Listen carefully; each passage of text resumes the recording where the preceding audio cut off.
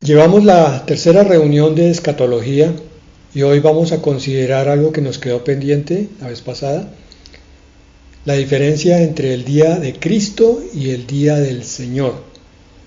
Algunos se preguntarán, pero bueno, ¿y a mí en qué me va o qué me viene que yo conozca esa diferencia? Y para eso hay varias consideraciones iniciales. Hermanos, hay muchos eventos importantes en el universo. El primero fue la creación. Estamos hablando de los más grandes.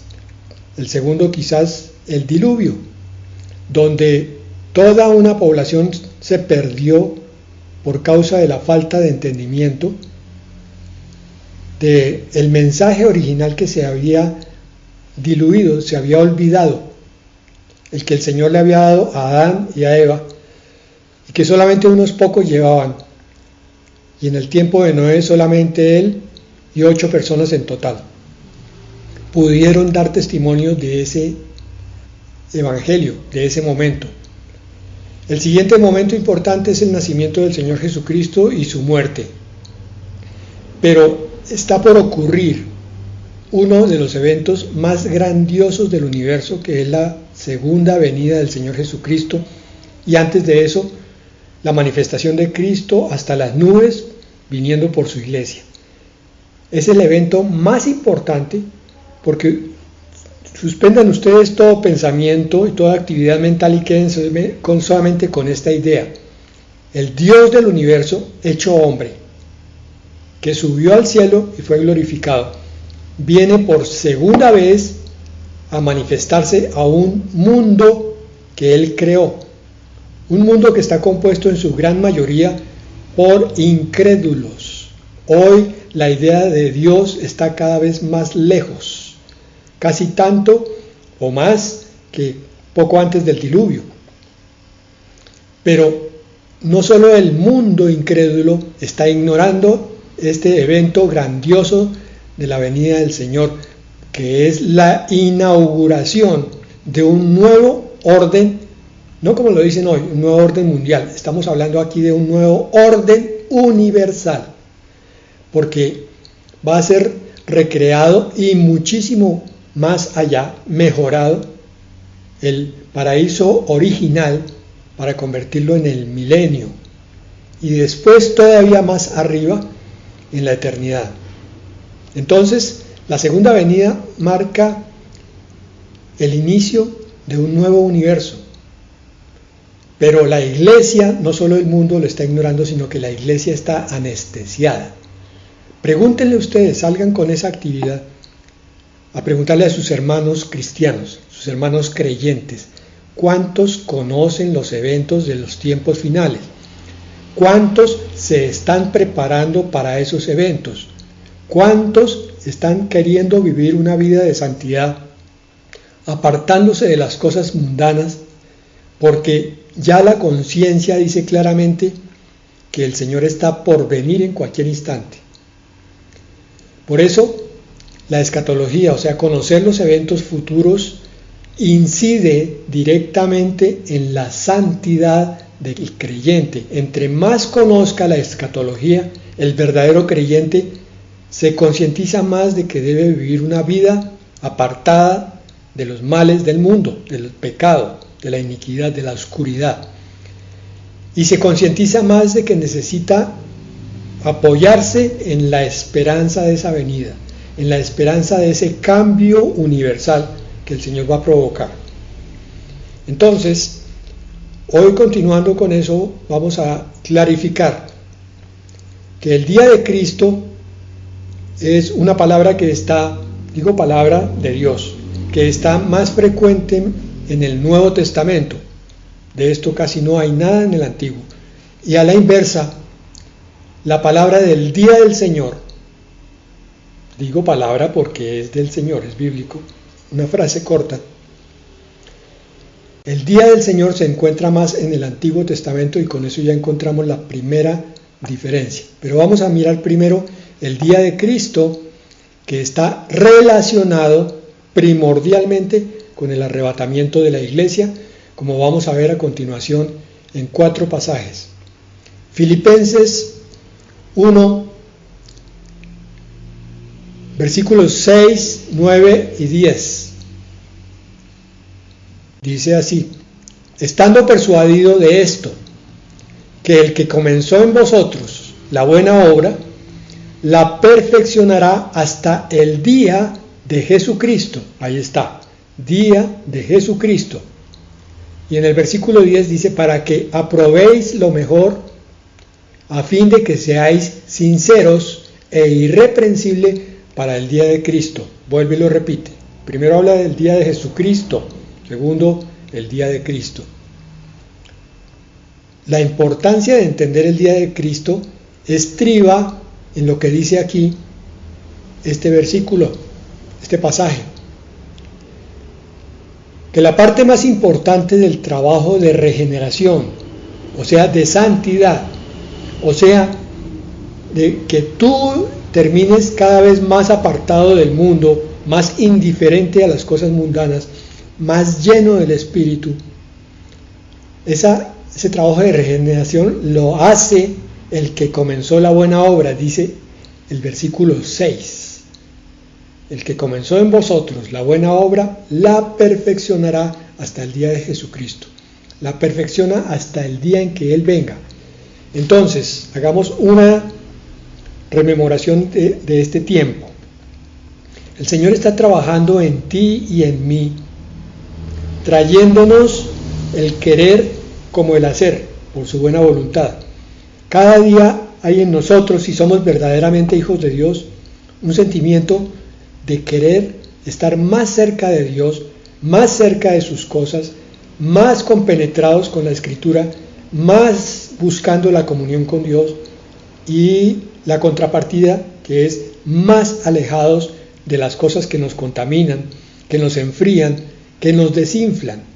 Porque a estas alturas ya te debes haber dado cuenta, hermano, que si tú vas caminando un pequeño tiempo, ponle 3 semanas, 3 meses, juicioso con el Señor, y de pronto te resbalas y buscas cosas del mundo, voluntaria o involuntariamente, y te deleitas en esas cosas, tú ya sabes cuáles son, no hay necesidad de enumerarlas una por una.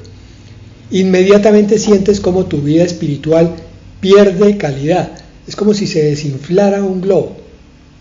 Y cuando quieres regresar a la vida espiritual, tienes que volver a empezar con esfuerzo redoblado para volver a alcanzar el sitio que ya habías perdido después de un tiempo.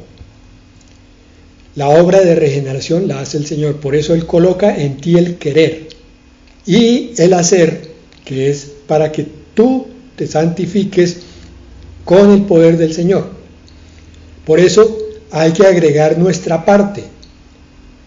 Nuestra parte es el deseo fuerte de que esa manifestación del Espíritu, ese trabajo de limpieza que hace en nosotros, realmente no se pierda. El deseo de que se mantenga la palabra de Dios morando en nosotros y convirtiéndonos cada día en más cercanos a Él. Un deseo fuerte y un esfuerzo continuo es lo que requiere Dios de ti para que Él te lleve a la transformación continua. Y aquí habla de algo muy importante. En el versículo 10 dice: a fin de que seáis sinceros e irreprensibles para el día de Cristo. La sinceridad, una cualidad, una virtud sobre la que hay que insistir una y otra vez. No podemos minimizar la importancia de la sinceridad, de la transparencia, de esa pureza del corazón, de las intenciones, del acercamiento, de los propósitos para con Dios, a fin de que seáis sinceros y entonces irreprensibles para con Dios. Irreprensibles, que no haya nada que sea reprendido, porque tu caminar está siendo perfeccionado por el propio autor de esa santidad, que es el mismo Señor Jesucristo o el Espíritu Santo. Filipenses 2:16. Otra vez aparece aquí el día de Cristo. Abran sus ojos, por favor. asidos de la palabra de vida, para que en el día de Cristo yo pueda gloriarme de que no he corrido en vano ni en vano he trabajado. Pablo le dice a los filipenses: iglesia, aférrense a la palabra, tómenla y no la suelten. Cada palabra que el Señor les envíe, colóquenla como un tesoro en su corazón y cuídenla y trabájenla y pónganla por obra. Eso es lo que significa asidos de la palabra de vida. Oigan, palabra de vida. Toda palabra que sale de la boca de Dios da vida a tu vida, te vivifica, te llena de vigor, de poder, te llena de virtudes. La palabra de Dios es la que te limpia y te santifica. Por tanto, no es la iglesia, no es el pastor. La iglesia, como congregación, una de sus funciones es la de ser instrumento de reunión, para que cada uno de los miembros caminen hacia la santidad. El pastor es solamente un siervo como tú, que va un poquito más adelante, conoce algunas cosas un poquito mejor, pero de hecho tiene las mismas imperfecciones, las mismas debilidades que tú, y por eso él necesita tanta oración como tú.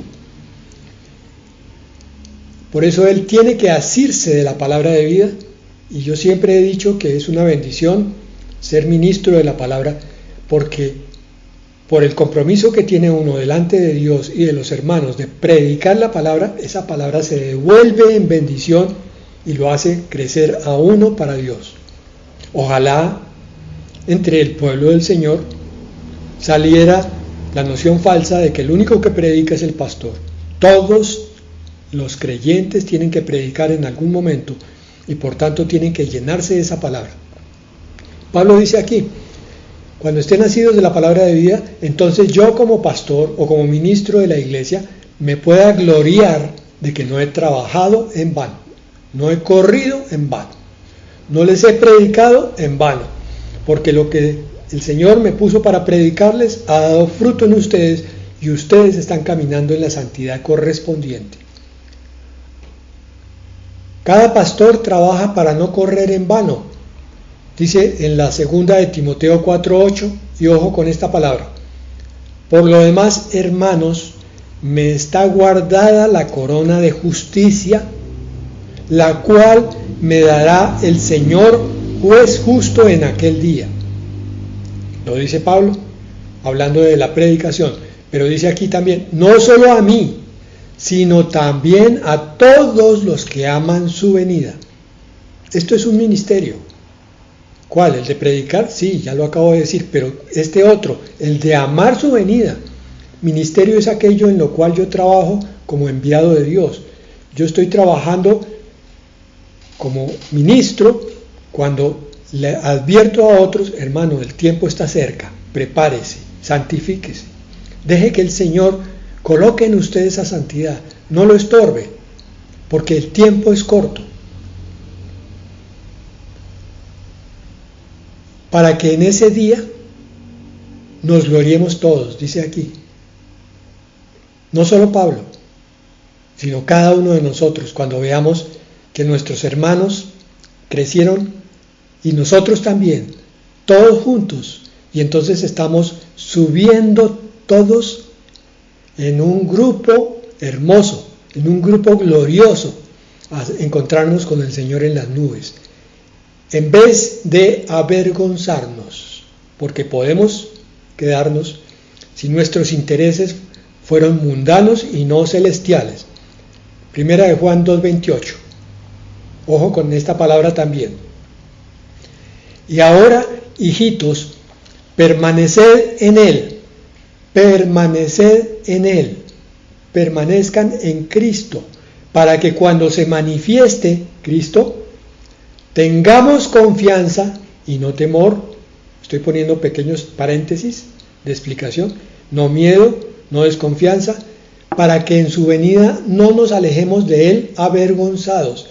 Esa palabra quiere decir que algunos se van a alejar de la venida del Señor, del rapto de la iglesia, Y no solo alejarse, sino con un profundo sentimiento de vergüenza, porque no quisieron entender, no quisieron oír, fueron necios ante la exhortación y quisieron caminar como bien les pareció, en vez de seguir la guianza de la palabra.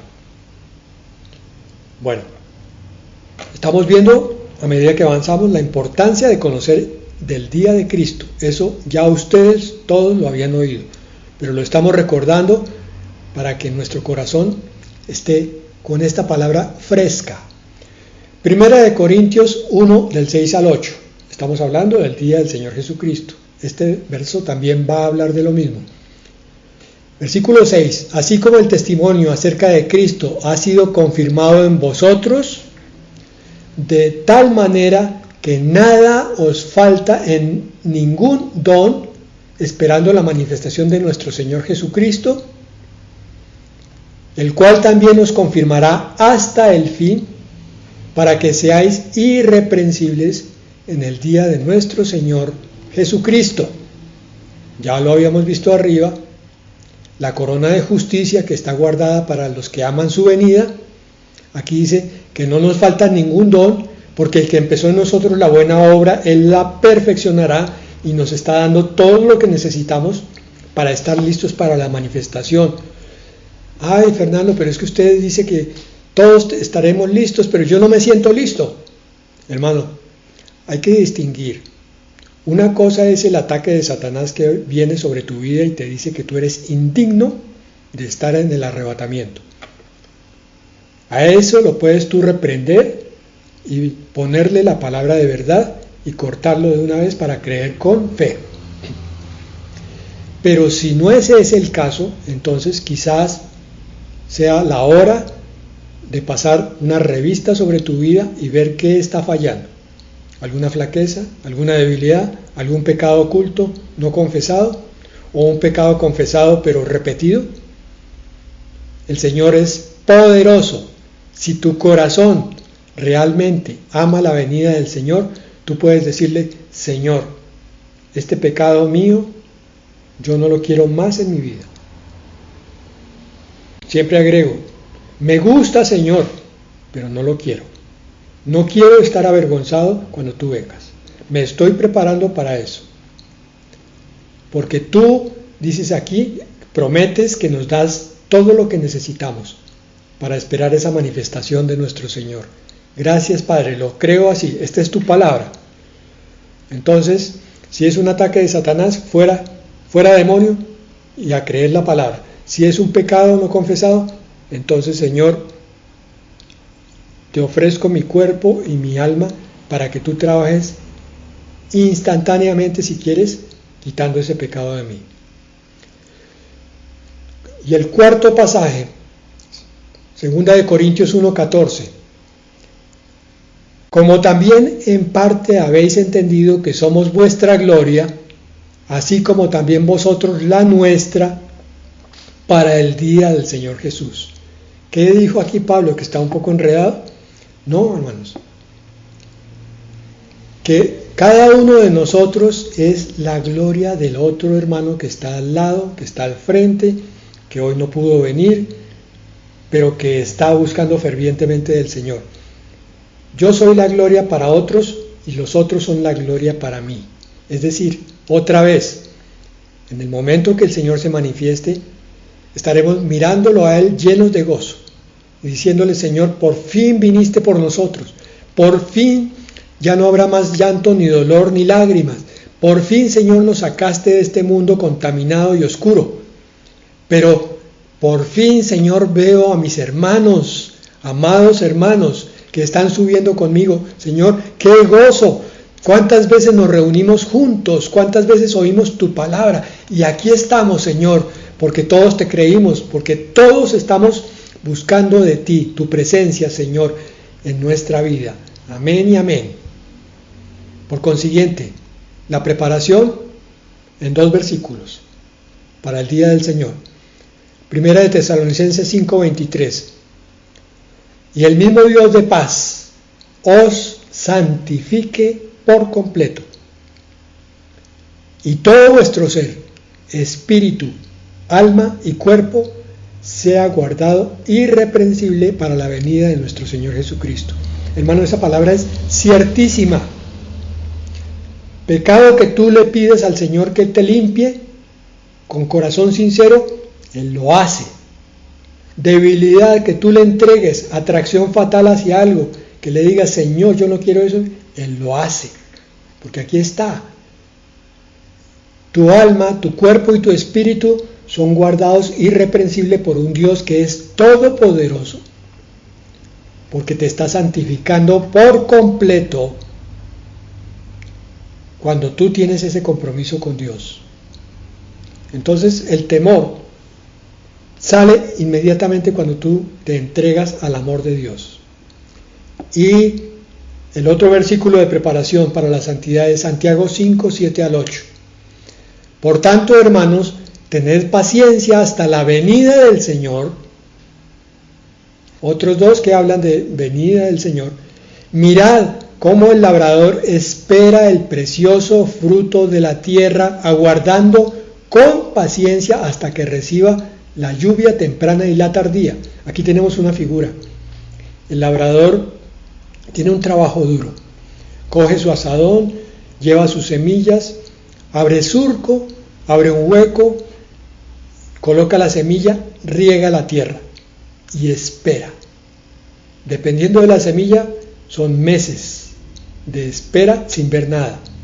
De pronto el gozo de ver que la plantica está empezando a asomar de la tierra, pero fruto todavía nada. Tiene que seguir esperando pacientemente. Esa imagen tiene que calar en nosotros. El hecho de que no veamos nada hoy, que no haya señales claras de muchas cosas, no es disculpa ni razón para enfriarnos ni apartarnos, sino teniendo esta palabra en mente como labradores juiciosos y pacientes, esperando. Por eso dice en el versículo 8, tened también vosotros paciencia y afirmad vuestros corazones como labradores juiciosos, porque la venida del Señor se acerca. Hermanos, no os quejéis unos contra otros. Esto es la tolerancia. Tolérense, tolerémonos, porque la queja es un pecado. Para que no seáis condenados, ahí está. He aquí el juez está delante de la puerta. El juez que viene al tribunal de Cristo, para que ganemos o perdamos galardones. Bien, hasta ahí entonces el día de Jesucristo. Ahora rápidamente vamos a mirar el día del Señor. Abarca todos los eventos y periodos de tiempo después del arrebatamiento hasta llegar el nuevo cielo y la nueva tierra. Bueno, entonces ya podemos organizar un poco la información. El día de Jesucristo básicamente es la manifestación de Cristo por los suyos. El día del Señor o el día de Dios Padre tiene que ver con los eventos después del arrebatamiento. O sea, la tribulación, el milenio, el nuevo cielo y la nueva tierra. Todo es el día del Señor. Y esta palabra básicamente está en el Antiguo Testamento. ¿Por qué esa diferenciación? Por aquello de la profecía de doble cumplimiento.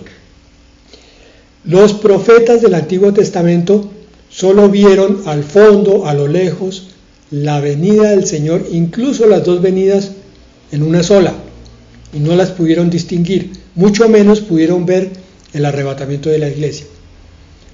Pero en el momento en que se ha venido acercando el tiempo, madurando el tiempo, entonces el Señor ha traído revelación y nos ha permitido distinguir tres eventos. Uno que ya nosotros no vivimos, que fue la primera venida. Otro, el arrebatamiento, y el otro, la segunda venida. Ahora se pueden ver distintos, claramente los tres. El día del Señor se encuentra más de 75 veces en el Antiguo Testamento y solamente muy pocas veces en el Nuevo Testamento.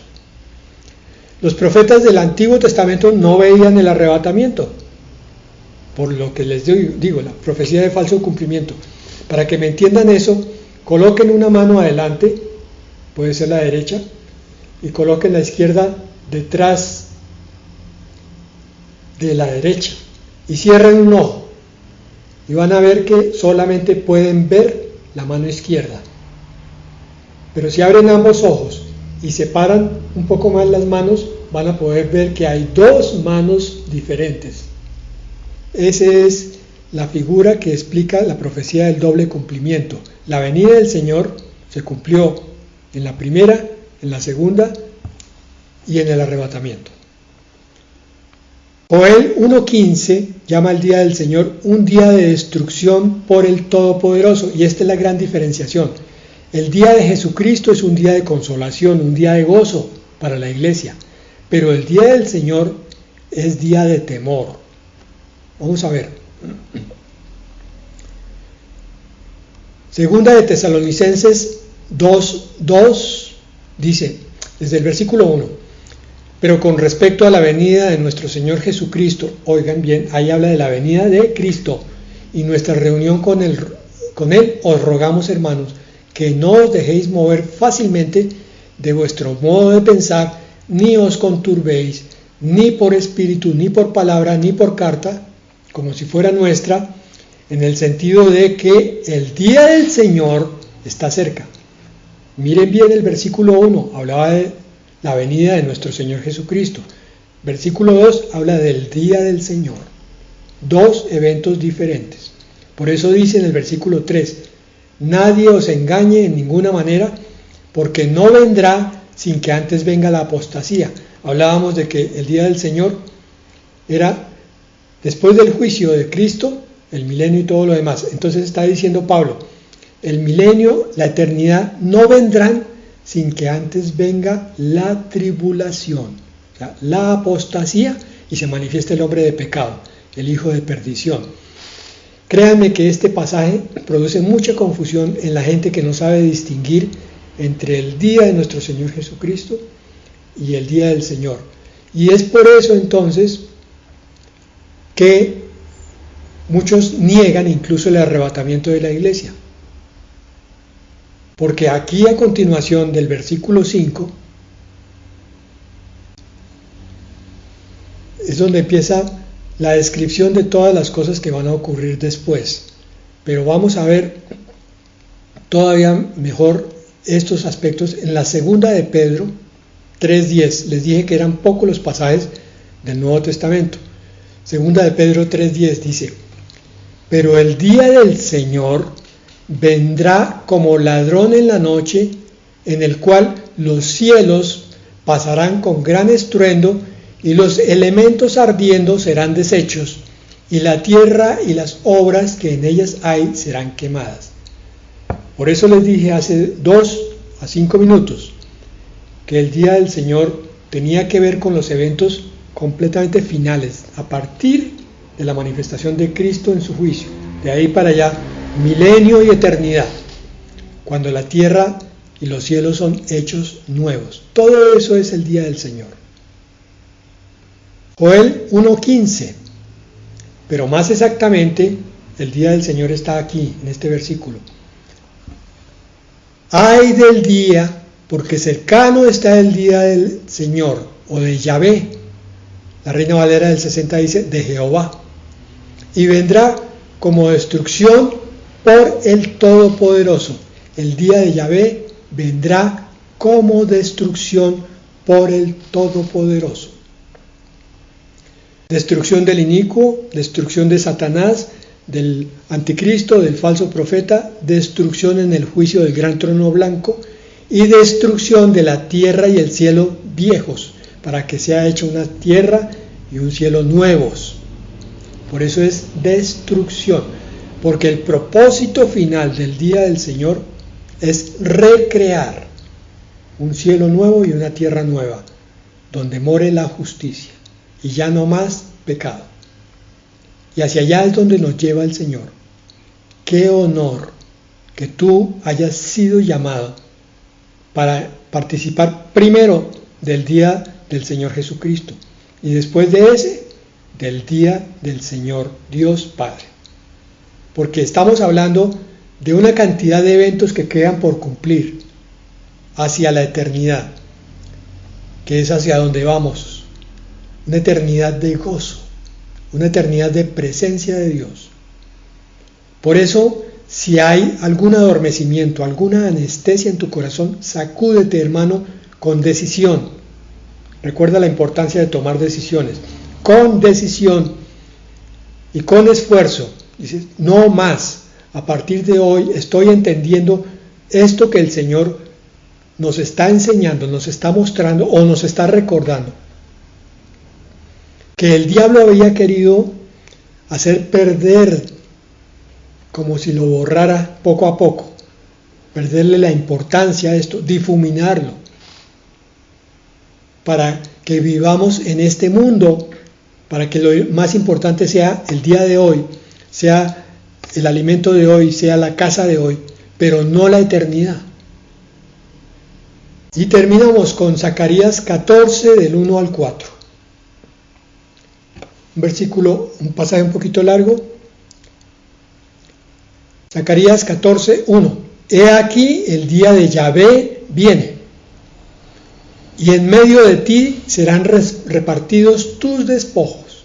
Aquí empieza el día del Señor, cuando el Señor Jesucristo está haciendo juicio, y eso es lo que nos va a decir en estos versículos.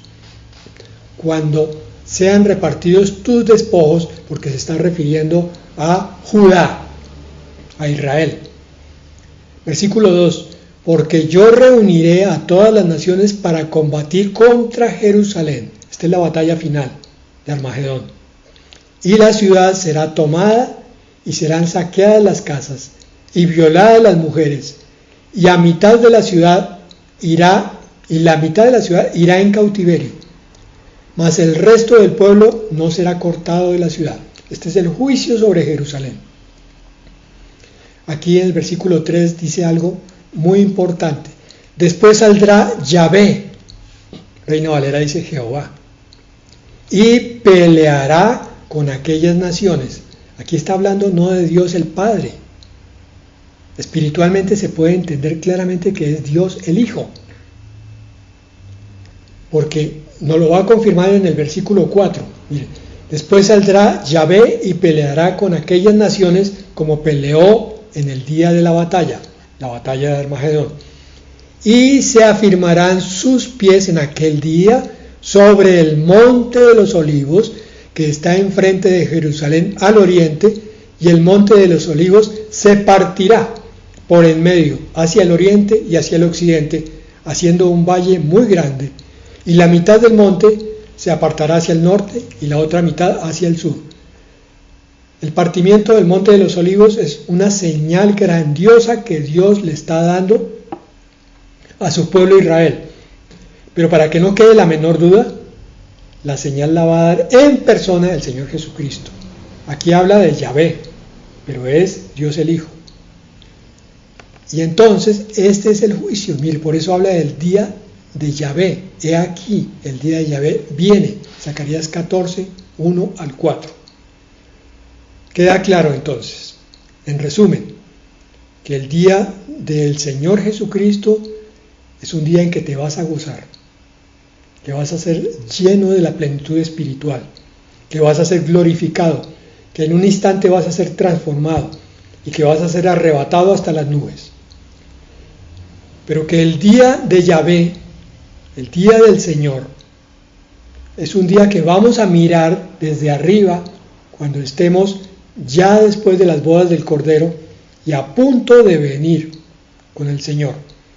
El Señor va a bajar al monte de los olivos y en ese momento bajaremos nosotros con Él para el juicio a las naciones, pero también para la batalla final, porque aquí es donde empieza, no puede decirse el principio del fin, porque no hay fin, es el principio de la eternidad. Ahí es donde arranca toda la transformación de esto que nos parece tan normal, tan natural, tan cotidiano, que nos empapa, nos impregna y nos borra la espiritualidad. Pero la verdadera espiritualidad está en esta palabra que hemos visto. Vamos hacia una nueva realidad, hacia un nuevo universo, y una nueva eternidad donde vamos a ver cosas grandiosas, donde nos vamos a sorprender cada instante, donde vamos a ser llamados esposa del Cordero. Amén.